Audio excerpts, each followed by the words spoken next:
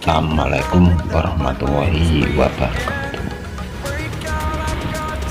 Bertemu lagi dengan Om Bambang, channel yang mengulas dan membahas tentang dunia besi. Alhamdulillahirrahmanirrahim. Pembuatan pintu dorong yang panjang dengan panjang 3,5 meter telah selesai. Ketinggiannya juga 2 meter. Soalnya merangkai dari pintu dorong sebelah, yakni dengan panjang 1,37 meter. Sisi gawangannya yakni 1,20 meter, sedangkan 17 cm adalah tempat overlap untuk tempat dudukan lakarnya. Jadi pintu ini real gawangan adalah 1,20 meter dengan ketambahan 17 cm, jadi 101,37 meter. Dari ukuran 1,37 meter itu saya bagi menjadi 2 buah bagian, jadi sekitar 68,5 cm. Bahan dari pintu geser atau pintu dorong ini yakni stal atau hulu 3,5 dengan ketebalan 1,2 mili tepat. Dari ukuran itu, dari dua pembagian itu, model pengelasannya dari plat ester galvanisnya yakni 3 dimensi, satu dari depan, satu dari belakang. Jadi nanti pengaturannya platnya luar dalam dan seterusnya. Setelah dari ukuran 68,5 cm plat ester galvanisnya selesai,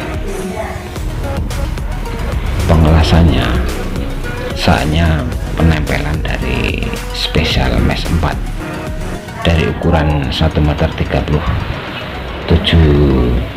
cm itu terambil 7 cm, sekitar 1,30 meter. Lebar dari special mesh ini yakni 60 cm. Jadi ukuran real special mesh standar yakni 1,20 meter dan panjangnya 2,40 meter. Sedangkan sisa dari special mesh ini nanti menempel pada pintu dorong yang panjang yakni 3 cm.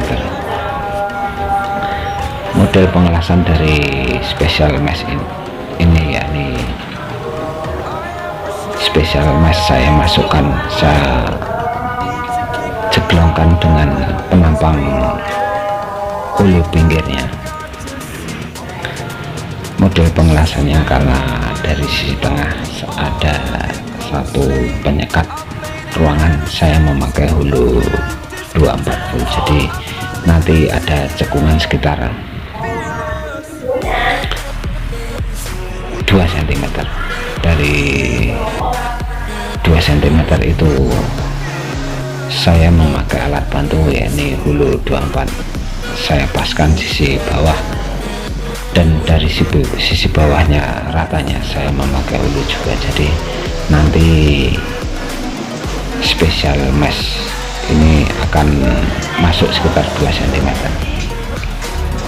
Dari ukuran panjang 2,37 meter dan ketinggian 2 meter itu sisi bawah pure saya ambil 1,20 meter, 2,5, karena bahan dari galvanis ini bukan 1,20 meter tapi 1,20 meter 2 cm, sedangkan bingkainya sengaja saya panjangkan setengah cm jadi ada kelebihan setengah sentimeter saya bagi atas dan sisi bawah, sedangkan lebarnya tadi dari 1,37 meter saya bagi dua sekitar 8,5 cm. Setelah dari special mesh galvanis selesai terpasang, saatnya pemasangan dari rel atas dari pintu dorong ini.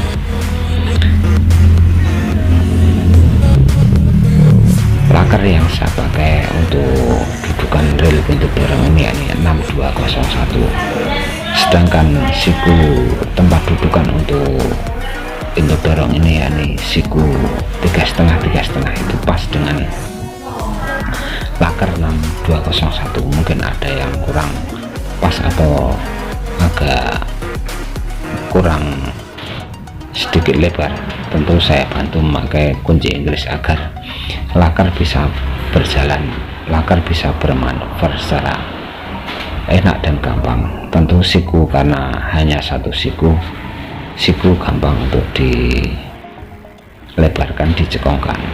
Setelah dari semua itu saya cek kelurusan dari sikunya. Jika ada yang melengkung atau kurang pas, tentu siku harus ditarik keluar, jadi dudukan rel A akan berjalan secara sempurna. Setelah dari rel bisa berjalan secara optimal, setelah itu dari sisi pinggir saya kasih tutup. Fungsinya apa? Siku bisa mengunci secara sempurna pada bingkai hulu galvanisnya. Pintu ini berada di garasi, dari ukuran gawangan sekitar 4,20 meter. Dari ukuran itu saya ambil sisi untuk manuver keluar masuk sepeda motor 1,20 meter, sedangkan gagangan untuk tempat dudukan laker 17 cm. Kenapa harus sedikit? Karena nanti pada saat pintu menutup itu sisi pinggir pas dengan pilar, karena pilarnya hanya 17 cm. Tentulah pada saat melakukan pengelasan dari tutup siku atau dudukan rel atas itu harus dicek dan dicek bila mana siku yang kurang pas, siku yang terlalu masuk, tentu harus dikeluarkan sedikit demi sedikit dengan memakai kunci Inggris. Karena jika tidak diperhatikan secara detail, tentu nanti pada saat pemasangan pintu akan kerepotan. Setelah dirasa semua bekerja maksimal dan optimal, saatnya pengelasan dari sisi dalam. Karena siku ini hanya mengandalkan pengelasan dari sisi atas, tentu agar kuat dan kokoh sisi dalam harus dielas secara optimal. Pengecekan dari pengelasan apakah sudah cukup kuat, pengelasan matang secara sempurna. Setelah itu rel saya cek lagi, jika ada yang kurang pas tentu harus dikeluarkan sedikit demi sedikit. Alhamdulillah pintu saya cek, saya balik, saya berdirikan. Untuk apa? Agar bisa dicek dari plat eser galvanisnya. Tentu jika hanya mengandalkan dari sisi pengelasan dari sisi luar tentu kurang kuat dan kokoh.